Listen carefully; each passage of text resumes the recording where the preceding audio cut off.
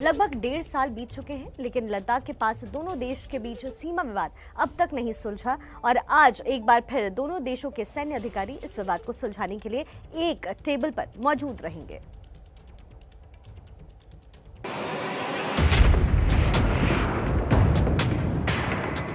पिछले साल अप्रैल मई में भारत और चीन के सैनिकों के बीच जिस तनातनी का दौर शुरू हुआ था, वो 1.5 साल बाद भी बरकरार है। और इस बार की सर्दियों के आने से पहले ये विवाद सुलझा लिया जाए, इसी मकसद से दोनों देशों के सैन्य अधिकारी आज फिर से आमने सामने होंगे। सैन्य कमांडर्स की 13वें दौर की बैठक सुबह 10:30 बजे शुरू होगी। ये बैठक चीन के मोल्डो गैरिसन में होगी। भारतीय प्रतिनिधिमंडल का नेतृत्व 14वीं कोर के commander lieutenant general PGK Menon करेंगे।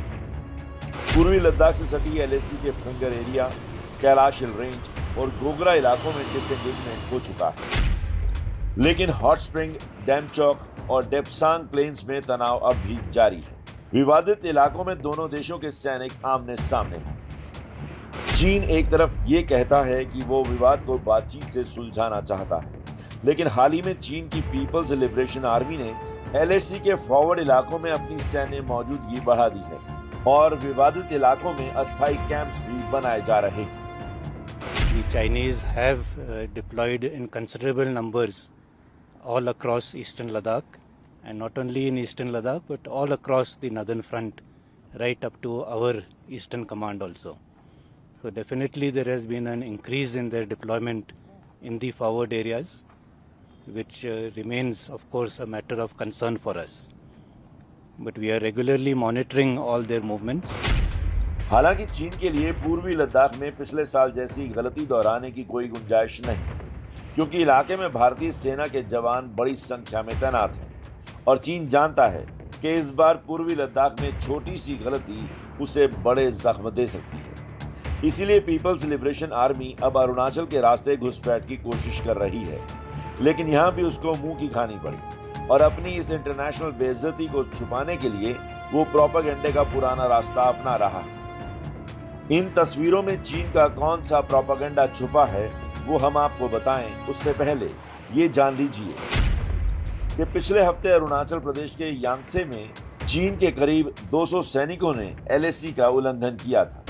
इस दौरान भारत और चीन की सेनाओं के बीच फेस ऑफ यानी गतिरोध की स्थिति बन गई थी। इस दौरान भारतीय सेना ने चीन के सैनिकों को बंधक बना लिया था और दोनों देशों के मिलिट्री कमांडर्स की फ्लैग मीटिंग के बाद ही चीनी सैनिकों को रिहा किया गया था। अपनी इसी इंटरनेशनल बेइज्जती से चीन इतना बौखला गया कि उसके कुछ सरकारी पत्रकारों ने सोशल मीडिया पर पुरानी तस्वीरों को वायरल करना शुरू कर दिया और ये प्रोपेगेंडा चलाया गया कि गलवान हिंसा के दौरान उसके सैनिकों ने भी भारत के सैनिकों को बंधक बनाया था।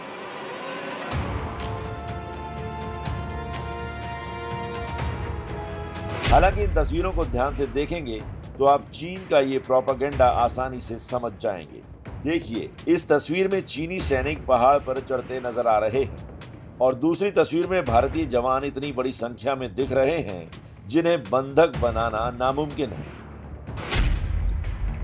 इसलिए ये दोनों तस्वीरें चीन के खोखले दावों से ज्यादा कुछ नहीं, लेकिन ये जरूर सच है कि अरुणाचल में घुसपैठ करने वाले चीन के कई सैनिकों को भारतीय सेना ने पिछले हफ्ते जरूर बंधक बना लिया था।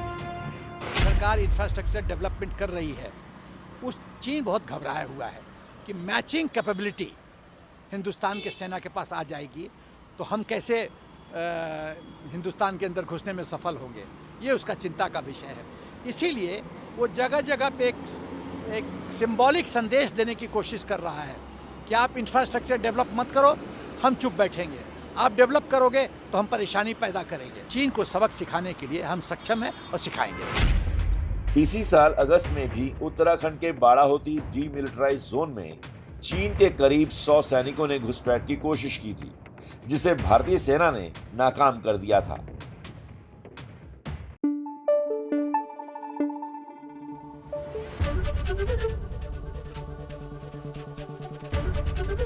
ABP न्यूज आपको रखे आगे।